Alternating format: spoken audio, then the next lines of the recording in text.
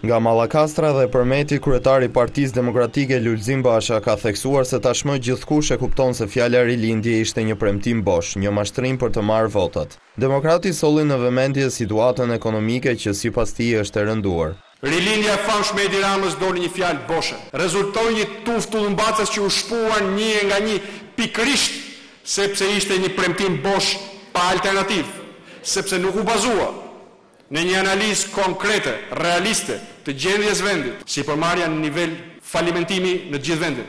Mijëra shqiptarë humbin vetët e tyre të punës.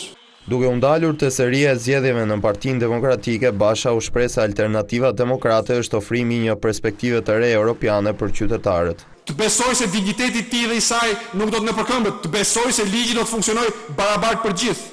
Misioni i Shqipërisë europiane në çdo qelisë të saj, i standardit europian në çdo orë të jetës së çdo shqiptari kudo në vend, është misioni hyjnor i Partisë Demokratike.